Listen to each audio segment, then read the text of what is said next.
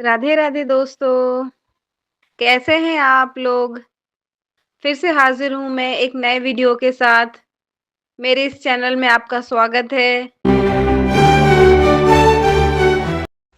राधे राधे दोस्तों, मेरे इस चैनल पर आपका स्वागत है। सनातन धर्म में एकादशी बहुत ही ज़्यादा महत्वपूर्ण मानी जाती है, लेकिन इंदिरा एकादशी को पितृ शांति के लिए सर्वश्रेष्ठ माना गया है। इस दिन सही ढंग से पूजा पाठ करके न ही केवल आप अपने पितरों को शांति प्रदान कर सकते हैं, बल्कि खुद के लिए भी स्वर्ग लोक के मार्ग खोल सकते हैं। इंदिरा एकादशी की व्रत कथा। धर्मराज युधिष्ठिर कहने लगे कि हे भगवान, आश्विन कृष्ण एकादशी का क्या नाम है, इसकी विधि तथा फल क्या है, सो कृपा करके कहिए। भगवान श्री कृष्ण कहने लगे कि इस एकादशी का नाम इंदिरा एकादशी है।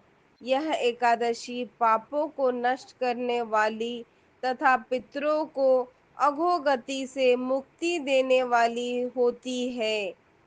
हे राजन, ध्यान पूर्वक इसकी कथा सुनो। इसके सुनने मात्र से ही वाजपेयी यज्ञ का फल मिलता है।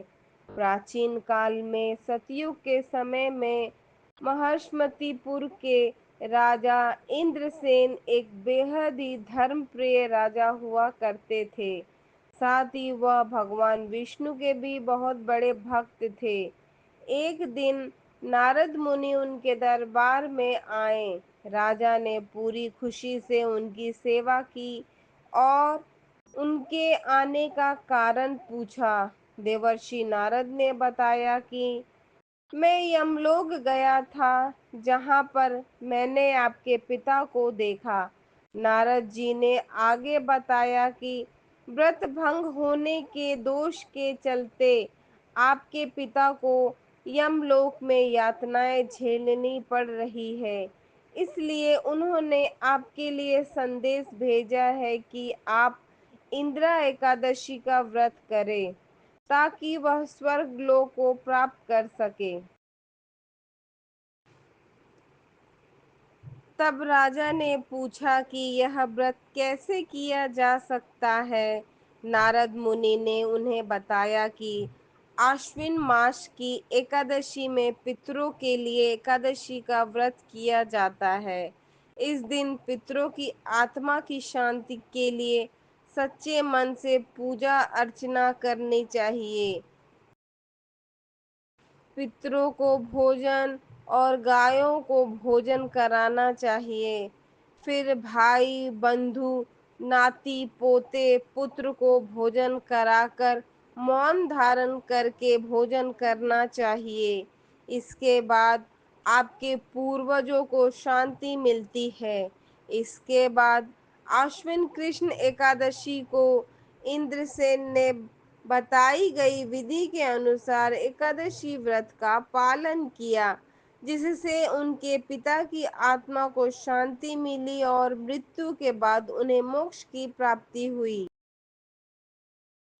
कहा जाता है कि इंदिरा एकादशी की जो कथा हमने आपको बताई है, इसके सुनने मात्र से ही वाजपेयी यज्ञ के समान फल की प्राप्ति होती है। इस प्रकार नियम पूर्वक शालिग्राम की मूर्ति के आगे विधि पूर्वक श्राद्ध करके योग्य ब्राह्मण को फलाहार का भोजन करवाएं और फिर अपनी यथाशक्ति से उन्हें दक्षिणा आदि से प्रसन्न करें। इस प्रकार नियम पूर्वक शालिग्राम की मूर्ति के आगे विधि पूर्वक श्राद्ध करके योग्य ब्राह्मण को फलाहार का भोजन करवाएं और फिर अपनी यथाशक्ति से उन्हें दक्षिणा आदि से प्रसन्न करें।